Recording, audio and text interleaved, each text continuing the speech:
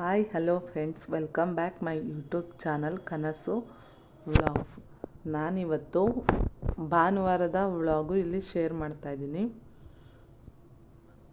ಎಲ್ಲರೂ ಹೇಗಿದ್ದೀರಾ, ಚೆನ್ನಾಗಿದ್ದೀರಾ ಅಂತ ತಿಳ್ಕೊಂಡು ನಾನು ವಿಡಿಯೋ ಶುರು ಮಾಡ್ತಾಯಿದ್ದೀನಿ. ಫ್ರೆಂಡ್ಸ್, ಯಾರಿನ್ನೂ ಚಾನಲ್ ಸಬ್ಸ್ಕ್ರೈಬ್ ಮಾಡ್ಕೊಂಡಿಲ್ಲ, ಪ್ಲೀಸ್ ಚಾನಲ್ ಸಬ್ಸ್ಕ್ರೈಬ್ ಮಾಡ್ಕೊಳ್ಳಿ. ಮತ್ತು ವಿಡಿಯೋ ಇಷ್ಟ ಆದರೆ ಒಂದೇ ಒಂದು ಲೈಕ್ ಮಾಡಿ. ಫ್ರೆಂಡ್ಸ್, ನಾನಿವತ್ತು ಭಾನುವಾರ ಕಬ್ಬಾಳಲ್ಲಿ ಒಂದು ಫಂಕ್ಷನ್ ಇತ್ತು. ಆನ್ ದ ವೇ ಹೋಗ್ತಾ ಇದ್ದೀವಲ್ಲ, ಹಾಗೆ ಗೌಡಗೆರೆ ಚಾಮುಂಡೇಶ್ವರಿ ಅಮ್ಮನವ್ರನ್ನ ದರ್ಶನ ಮಾಡಿಕೊಂಡು ಆಮೇಲೆ ಕಬ್ಬಾಳಿಗೆ ಹೋಗೋಣ ಅಂತ ಅಂದ್ಬಿಟ್ಟು ಇವಾಗ ಗೌಡಗೆರೆ ಚಾಮುಂಡೇಶ್ವರಿ ದೇವಸ್ಥಾನಕ್ಕೆ ಹೋಗ್ತಾಯಿದ್ದೀವಿ. ವೆಹಿಕಲ್ಸ್ ಅವತ್ತು ಸಂಡೇ ಹಾಲಿಡೇ ಇರೋದ್ರಿಂದ ತುಂಬ ವೆಹಿಕಲ್ಸ್ ಇತ್ತು, ಹೆವಿ ವೆಹಿಕಲ್ಸು, ಮತ್ತು ರಶ್ಶು ತುಂಬ ಇತ್ತು. ನಾವು ನೆಕ್ಸ್ಟ್ ಇನ್ನೊಂದು ಫಂಕ್ಷನ್ಗೆ ಹೋಗ್ಬೇಕಿರೋದ್ರಿಂದ ಕಾರೆಲ್ಲ ತೊಗೊಂಡೋದ್ರೆ ಹೋಗೋಕ್ಕಾಗಲ್ಲ, ಜಾಮಲ್ಲಿ ಸಿಕ್ಕಾಕೊಬಿಡ್ತೀವಿ ಅಂದ್ಬಿಟ್ಟು ಒಂದು ಅರ್ಧ ಕಿಲೋಮೀಟರ್ ಹಿಂದೆಯೇ ನಮ್ಮದು ಕಾರ್ನ ಪಾರ್ಕ್ ಮಾಡಿಬಿಟ್ಟು ಒಂದು ಅರ್ಧ ಕಿಲೋಮೀಟರ್ ನಡ್ಕೊಂಡೇ ಹೋಗೋಣ ಬನ್ನಿ ಅಂತ ಹೋಗ್ತಾಯಿದ್ದೀವಿ. ಅಲ್ಲಿ ಜನ ನೋಡ್ತಾಯಿದ್ರೆ ಏನಾದರೂ ಜಾತ್ರೆನೋ ಏನೋ ಫಂಕ್ಷನ್ ನಡೀತಾ ಇದೆಯೇನೋ ಅನ್ನೋ ಅಷ್ಟು ತುಂಬ ಹೆವಿ ಜನ ಇದ್ದರು. ನಾನು ಹೋಗ್ತಾನೇ ಇದ್ದೀವಿ ನಡ್ಕೊಂಡು. ಇದೇನು ಇನ್ನೂ ದೇವಸ್ಥಾನನೇ ಸಿಕ್ಕಿಲ್ವಾ, ಇನ್ನು ಎಷ್ಟು ದೂರ, ಹೆವಿ ಬಿಸಿಲು, ಬೆವರ್ತಾ ಇದ್ದೀವಿ, ಸ್ವೆಟ್ಟಿಂಗು, ಮತ್ತು ಅಷ್ಟು ಡೈಲಿ ಸ್ಯಾರಿ ಹಾಕಿ ಅಭ್ಯಾಸ ಇಲ್ಲ. ನಡ್ಕೊಂಡು ಹೋದ್ವಿ. ಕೊನೆಗೂ ಆ ಗೇಟ್ ಹತ್ರ ಬಂದಿದ ತಕ್ಷಣ ಹಬ್ಬ ಸದ್ಯ ಸಿಕ್ತಾ ದೇವಸ್ಥಾನ ಅನ್ನೋಷ್ಟು ಸಮಾಧಾನ ಆಯಿತು. ನಾನು ಒಂದೆರಡು ಸೆಕೆಂಡ್ ಅಲ್ಲೇ ನಿಂತ್ಬಿಟ್ಟು ಅಮ್ಮನವ್ರನ್ನ ನೋಡಿದೆ. ಅಲ್ಲಿ ಹೋಗಿದ ತಕ್ಷಣ ಏನೋ ಒಂಥರ ಸಮಾಧಾನ, ಖುಷಿ ಎಲ್ಲ ಆಯಿತು. ಇಷ್ಟು ಜನ ಮತ್ತು ರಶ್ ಇರೋದ್ರಿಂದ ನಾನು ಅಂದೆ ನಮ್ಮ ಮನೆಯವ್ರಿಗೆ, ಅಲ್ಲಿ ದೇವಸ್ಥಾನದ ಒಳಗಡೆ ಹೋಗಿ ನಾವು ದರ್ಶನ ಎಲ್ಲ ಮಾಡ್ಕೊಂಬರೋಕ್ಕೆ ಲೇಟ್ ಆಗುತ್ತೆ, ಮತ್ತು ಅಲ್ಲಿ ದೊಡ್ಡದು ಚಾಮುಂಡೇಶ್ವರಿ ವಿಗ್ರಹ ಇದೆ ಅಲ್ವಾ, ಅಲ್ಲಿಗೂ ಸಹ ಹೋಗೋದು ಬೇಡ, ಅಲ್ಲಿ ನೋಡಿ ಎಷ್ಟೊಂದು ಜನ ಇದ್ದಾರೆ, ಮತ್ತು ಅಲ್ಲಿ ನಮಗೆ ಲೇಟ್ ಆಗಿಬಿಡುತ್ತೆ. ಅಮ್ಮನವ್ರನ್ನ ಇವಾಗ ನೋಡಿದ್ದೀನಿ, ಕೈ ಮುಕ್ಕೊಂಡು ಹೀಗೆ ಹೋಗ್ಬಿಡೋಣ ವಾಪಸ್ಸು ಬನ್ನಿ ಅಂತ ಕರೆದೆ ಅವ್ರಿಗೆ. ಅದಕ್ಕೆ ಅವರು ಇಲ್ಲ, ಇಲ್ಲಿ ದೇವಸ್ಥಾನದೊಳಗಡೆ ತುಂಬ ರಶ್ ಇದೆ, ಬೇಡ, ನಾವು ನೆಕ್ಸ್ಟ್ ಟೈಮು ಬೇರೆ ದಿನ ಬರೋಣ ಫ್ರೀ ಇರೋವಾಗ. ಅಲ್ಲಿ ಎದುರುಗಡೆ ಕಾಣಿಸ್ತಾ ಇದೆಯಲ್ಲ ದೊಡ್ಡ ಚಾಮುಂಡೇಶ್ವರಿ ವಿಗ್ರಹ, ಅಲ್ಲಿಗೆ ಹೋಗ್ಬೋದು ಬಾ, ನಾ ಕರ್ಕೊಂಡು ಹೋಗ್ತೀನಿ, ಏನು ಟೆನ್ಷನ್ ಮಾಡ್ಕೋಬೇಡ, ಹೋಗಿ ಬರ್ಬೋದು ಬಾ ಅಂದ್ಬಿಟ್ಟು ನಮ್ಮ ಹಸ್ಬೆಂಡ್ ಇವಾಗ ಅಲ್ಲಿ ಕರ್ಕೊಂಡು ಹೋಗ್ತಾಯಿದ್ದಾರೆ. ಅಲ್ಲೂ ಸಹ ತುಂಬ ಹೆವಿ ರಶ್ ಇತ್ತು. ಮತ್ತು ಇಲ್ಲಿ ಉಪ್ಪೆಲ್ಲ ಹಾಕಿದ್ರು, ಅದು ಏನಕ್ಕೆ ಹಾಕಿದ್ರು, ಯಾಕೆ ಏನು ಅಂತ ನನಗಲ್ಲಿ ಗೊತ್ತೇ ಆಗಲಿಲ್ಲ. ಮತ್ತು ಯಾರನ್ನ ಕೇಳೋದು, ಹೆಂಗೆ ತಿಳ್ಕೊಳ್ಳೋದು ಅಂದರೆ ಜನಗಳನ್ನ ಕೇಳಿದ್ರೆ ಅವ್ರು ಒಬ್ಬೊಬ್ರಿಗೆ ಒಂದೊಂದು ಥರ ಹೇಳ್ತಾರೆ. ಅಲ್ಲಿ ಒಳಗಡೆ ದೇವಸ್ಥಾನ ಅವ್ರನ್ನ ಕೇಳಿದ್ರೆ ದೇವಸ್ಥಾನಕ್ಕೆ ಸಂಬಂಧಪಟ್ಟವ್ರನ್ನ ಗೊತ್ತಾಗುತ್ತೆ. ನಾವು ಇವತ್ತು ಒಂಥರ ಹೆವಿ ರಶ್ ಇರೋದ್ರಿಂದ ನಾವು ಇನ್ನೊಂದು ಸತಿ ಬಂದು ಎಲ್ಲ ಡೀಟೈಲಾಗಿ ಕೇಳಿಕೊಂಡು, ಏನೇ ಒಂದು ಪೂಜೆ ಮಾಡಬೇಕಾದ್ರೂ, ಒಂದು ಹರಕೆ ಕಟ್ಟೋದು ಏನೇ ಆದ್ರೂ ಅದ್ರ ಬಗ್ಗೆ ನಮಗೆ ಫುಲ್ಲು ಡೀಟೇಲ್ಸ್ ಗೊತ್ತಿರಬೇಕು, ನಾವು ಅದನ್ನು ಮಾಡಬೇಕು. ಸುಮ್ಮನೆ ಅರ್ಧಂಬರ್ಧ ತಿಳ್ಕೊಂಡು ನಾವೇನೋ ಮಾಡೋದು ಅದೇನೋ ಆಗೋದು ಬೇಡ ಅಂತ ಅಂದ್ಕೊಂಡು ಅಲ್ಲಿ ಮೆಟ್ಲು ಮೇಲೆ ಹೋಗ್ತಾಯಿದ್ದೀವಿ. ಅಲ್ಲಿ ಸೈಡಲ್ಲಿ ವಿಷ್ಣು ಮತ್ಸ್ಯಾವತಾರ ಅಂದರೆ ವಿಷ್ಣುದು ಮತ್ಸ್ಯಾವತಾರದ್ದು ವಿಗ್ರಹಗಳು, ಮತ್ತು ಲಕ್ಷ್ಮೀ ನರಸಿಂಹಸ್ವಾಮಿ ವಿಗ್ರಹಗಳು ಪ್ರತಿಯೊಂದು ಎಲ್ಲನೂ ಇಟ್ಟಿದ್ರು. ಹಂಗೆ ಹೋಗ್ತಾ ಅವ್ರನ್ನ ಎಲ್ಲರಿಗೂ ಕೈ ಮುಕ್ಕೊಂಡು ಹೋದೆ. ಸಾಯಂಕಾಲ ಅಲ್ಲಿ ಪಕ್ಕ ಅಲ್ಲಿ ನೀರು ಬರೋ ಥರ, ಅಲ್ಲಿ ನೀರು ಬ್ಲೂ ಕಲರ್ ಅದು ಇಲ್ಲಿ ಇದೆಯಲ್ವಾ, ಅಲ್ಲಿ ಲೈಟಿಂಗ್ ಇರುತ್ತಂತೆ, ನೀರು ಬರೋ ಥರ ಅರೇಂಜ್ಮೆಂಟ್ ಮಾಡಿದ್ದಾರೆ. ಅಲ್ಲಿ ಹೋಗ್ತಾ ಇನ್ನೇನು ಹೋದ್ವಿ ಅಮ್ಮ ಚಾಮುಂಡೇಶ್ವರಿ ಅಮ್ಮ ಹತ್ರ. ಹಿಂಗೆ ಕತ್ತೆತ್ತಿ ನೋಡಬೇಕು, ಅಮ್ಮ ಒಳ್ಳೇದು ಮಾಡು, ಎಲ್ಲರಿಗೂ ಏನು ಬೇಕು ಎಲ್ಲ ಕೇಳಿಕೊಂಡು ಅಟ್ಲೀಸ್ಟ್ ಇಲ್ಲಾದರೂ ನೋಡಿದ್ವಲ್ಲ ಸಮಾಧಾನ ಆಯಿತು ಅಂತ ಅಂದ್ಕೊಂಡು ನಾನು ಬಂದ್ವಿ. ಇದು ಮೇಲಿಂದ ತೋರಿಸ್ತಾ ಇರೋದು ವ್ಯೂ ಇದು ನೋಡಿ. ಅಲ್ಲಿ ಕೆಳಗಡೆ ಕಾಲೇ ಇಡೋಷ್ಟು ಜಾಗ ಇಲ್ಲ, ಕಾಲಿಡೋಕ್ಕೂ ಆಗ್ತಾಯಿಲ್ಲ, ಮತ್ತು ವೀಡಿಯೋನೂ ಸಹ ತೆಗಿಯೋಕ್ಕಾಗ್ತಾಯಿಲ್ಲ. ನೋಡಿ ನನ್ನ ಮಗ ನಾವು ಎಲ್ಲ ಎಷ್ಟು ಸ್ವೆಟ್ಟಾಗಿದ್ದೀವಿ ಅಂದರೆ, ಹೆವಿ ಬಿಸಿಲು. ಅದ್ರ ಜೊತೆಗೆ ಅಲ್ಲಿ ವೀಡಿಯೋ ಕಂಟಿನ್ಯೂ ಮಾಡೋಕ್ಕೆ ಆಗಿಲ್ಲ, ಸಾಕು.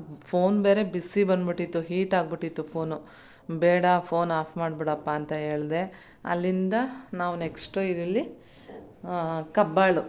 ಕಬ್ಬಾಳಲ್ಲಿ ಒಂದು ಫಂಕ್ಷನ್ ಇತ್ತು ಅಂತ ಕಬ್ಬಾಳಿಗೆ ಬಂದಿದ್ದೀವಿ. ಅಲ್ಲಿ ನೋಡಿ ಕಬ್ಬಾಳಲ್ಲಿ ಬೆಟ್ಟ ಕಾಣಿಸ್ತಾ ಇದೆಯಾ ನಿಮಗೆ?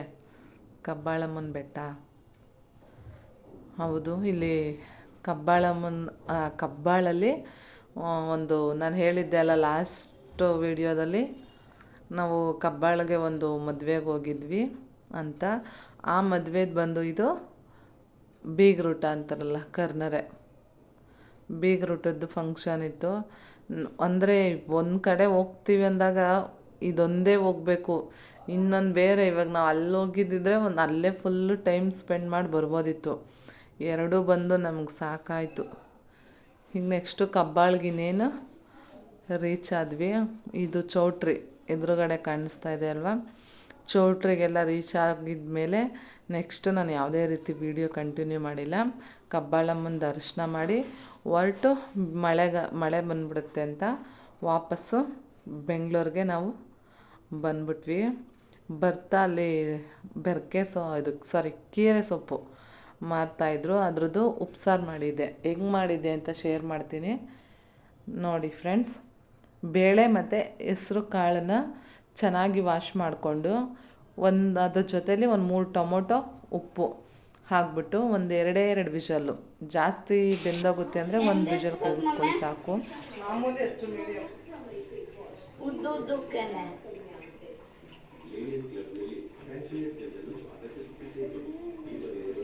ನಾನಿಲ್ಲಿ ಪೃಥ್ವಿ ಏನಾದರೂ ಮಾಡ್ಕೊಳ್ಳ ಮಮ್ಮಿ ಅಂತಿದ್ದ. ಸರಿ ಈರುಳ್ಳಿ ಹೆಚ್ಚಪ್ಪ ಅಂತ ಕೆಲಸ ಕೊಟ್ಟಿದ್ದೆ. ನಾನಿಲ್ಲಿ ಉಪ್ಸಾರು ಖಾರಕ್ಕೆ ಮೆಣ್ಸಿನ್ಕಾಯಿ ಹುರ್ಕೋತಾ ಇದ್ದೀನಿ. ಇನ್ನೊಂದು ಕಡೆ ಖಾರ ರುಬ್ಬಕ್ಕೂ ರೆಡಿ ಮಾಡ್ಕೋತಾ ಇದ್ದೀನಿ, ಲೇಟಾಗಿಬಿಡುತ್ತೆ ಅಂತ. ಸೊ 1 ಸ್ಪೂನಷ್ಟು ಜೀರಿಗೆ, ಮೆಣಸು, ಹುಣಸೆ ಹಣ್ಣು ಮತ್ತು ಉಪ್ಪು, ಬೆಳ್ಳುಳ್ಳಿ, ಮೇಲೆ ಮೆಣ್ಸಿನ್ಕಾಯಿ ಬಂದು ತುಂಬ ಕಪ್ಪಗಾಗೋ ಥರ ಅಷ್ಟೊಂದು ಹುರ್ಕೊಂಡ್ರೆ ಅಷ್ಟು ಚೆನ್ನಾಗಿರಲ್ಲ. ಒಂದು ಮೀಡಿಯಮ್ ಫ್ಲೇಮಲ್ಲಿ ಹುರ್ಕೊಂಡ್ರೆ ಮೆಣ್ಸಿನ್ಕಾಯಿ ಹುರಿದಿದ್ದು ಮುಗೀತು. ಉಪ್ಸಾರು ಖಾರಕ್ಕೆ ರುಬ್ಕೊಳ್ಳೋಣ. ಈ ಕಡೆ ನಾನು ಅದೇ ಬಾಣಲೆಗೆ ಒಂದು ಸ್ವಲ್ಪ ನೀರು ಹಾಕಿ ಸೊಪ್ಪನ್ನ ಒಂದು 3 ಸತಿ ವಾಶ್ ಮಾಡಿ ಇಟ್ಟಿದ್ದೆ, ಅದನ್ನ ಬೇಯಕ್ಕೆ ಹಾಕಿದ್ದೀನಿ. ಮತ್ತು ಖಾರ ಒಂದು ಸ್ವಲ್ಪ ರುಬ್ಬಿದ್ಮೇಲೆ ಕೊತ್ತಂಬರಿ ಸೊಪ್ಪು ಹಾಕ್ಬಿಟ್ಟು, ಮತ್ತು ಇದಕ್ಕೆ ನಾವು ಬೇರೆ ನೀರು ಹಾಕ್ತೀವಲ್ಲ, ಆ ಥರ ನೀರು ಹಾಕಿ ರುಬ್ಕೋಬಾರ್ದು, ಟೇಸ್ಟ್ ಇರೋಲ್ಲ. ಬೇಳೆ ಬೇಯಿಸಿರ್ತೀವಲ್ಲ, ಬೇಳೆ ಕಟ್ಟು, ಅದೇ ಇದರಲ್ಲಿ ರುಬ್ಕೋಬೇಕು. ಮತ್ತು ಇಲ್ಲಿ ಸೊಪ್ಪನ್ನ ಬಂದು ನೋಡಿ, ಈ ಥರ ದಪ್ಪ ಒಂದು ದಂಟು ಸಿಗುತ್ತಲ್ಲ, ಆ ಥರ ಹಿಂಗೆ ಪ್ರೆಸ್ ಮಾಡಿ ನೋಡಿದ್ರೆ ಅದು ಗೊತ್ತಾಗುತ್ತೆ ನಿಮಗೆ ಬೆಂದಿದೆಯೋ ಇಲ್ವೋ ಅಂತ. ಆವಾಗ ಅದು ಮೆತ್ತಗೆ ಅನಿಸಿದ್ರೆ ಬೆಂದಿದೆ ಅಂತ ಅರ್ಥ. ಆವಾಗ ಬೇಯಿಸಿಟ್ಕೊಂಡಿರ್ತೀವಲ್ಲ ಬೇಳೆನ, ಅದನ್ನು ಚೆನ್ನಾಗಿ ಮಿಕ್ಸ್ ಮಾಡಿಕೊಂಡು ಒಂದು ಪಾತ್ರೆಗೆ ಶಿಫ್ಟ್ ಮಾಡ್ಕೋತಾ ಇದ್ದೀನಿ. ಅಂದರೆ ಬಸ್ತಿಟ್ಕೊಳ್ಳೋಣ. ಒಂದು ಪಾತ್ರೆಗೆ ಬಸ್ತು ಇಟ್ಕೊಂಡಿದ್ದಾದಮೇಲೆ ಇಲ್ಲಿ ಉಪ್ಸಾರು ಖಾರನೂ ಸಹ ರುಬ್ಬಿದ್ದು ರೆಡಿಯಾಗಿದೆ.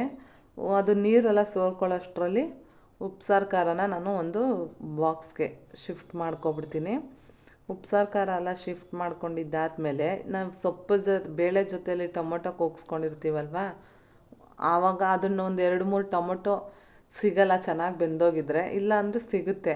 ಟೊಮೊಟೊ ಜೊತೆ ಒಂದು 4 ಕಾಳು ಬೇಳೆ ಹಾಕ್ಬಿಟ್ಟು ಇನ್ನೊಂದು ಸತಿ ಗ್ರೈಂಡ್ ಮಾಡ್ಕೊಳ್ಳೋಣ. ಮತ್ತು ಗ್ರೈಂಡ್ ಮಾಡ್ಕೊಳ್ಳೋಷ್ಟರಲ್ಲಿ ನಾನು ಬಾಣಲಿಗೆ ಎಣ್ಣೆ ಹಾಕಿ ಇಟ್ಟಿದ್ದೀನಿ ಸೊಪ್ಪು ಒಗ್ಗರಣೆ ಮಾಡ್ಕೊಳ್ಳೋಕ್ಕೆ. ಸೊಪ್ಪಲ್ಲಿ ಇನ್ನೂ ಸ್ವಲ್ಪ ನೀರಿದ್ರೆ ನೋಡಿ, ಈ ಥರ ಸೌಟಲ್ಲಿ ಚೆನ್ನಾಗಿ ಪ್ರೆಸ್ ಮಾಡಿಕೊಂಡ್ರೆ ನೀರೆಲ್ಲ ಹೋದರೆ ಚೆನ್ನಾಗಿ ಸೊಪ್ಪು ಪಲ್ಯದಲ್ಲಿ ಮಿಕ್ಸ್ ಆಗುತ್ತೆ. ಎಣ್ಣೆ ಕಾದಿದ ತಕ್ಷಣ ಈರುಳ್ಳಿ ಹಾಕ್ಕೊಂಡಿದ್ದೀನಿ. ಈರುಳ್ಳಿ ಚೆನ್ನಾಗಿ ಬೆಂದಿದ್ದಾದಮೇಲೆ ಒಣಗಿದ ಮೆಣಸಿನ್ಕಾಯಿ ಹಾಕ್ಕೋಬೋದು ನೀವು ಒಗ್ಗರಣೆಗೆ. ನನಗೆ ಬಾಯಿಗೆ ಸಿಗುತ್ತೆ ಮಕ್ಕಳಿಗೆ ಅಂತ ನಾನು ಹಾಕಲ್ಲ.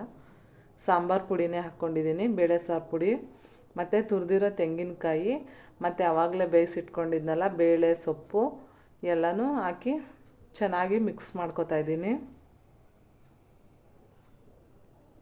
ಸೊಪ್ಪೆಲ್ಲ ಚೆನ್ನಾಗಿ ಮಿಕ್ಸ್ ಮಾಡ್ಕೋಬೇಕು. ಮೀಡಿಯಮ್ ಉರಿಯಲ್ಲೇ ತೆಂಗಿನಕಾಯಿ ಎಲ್ಲನೂ ಚೆನ್ನಾಗಿ ನಾವು ಉಪ್ಪು ಖಾರ ಎಲ್ಲ ಹಿಡಿಯೋ ಥರ ಮಿಕ್ಸ್ ಮಾಡಿ ಅದ್ರ ಮೇಲೆ ಒಂದು ಪಾತ್ರೆ ಮುಚ್ಚಿಕೋಣ.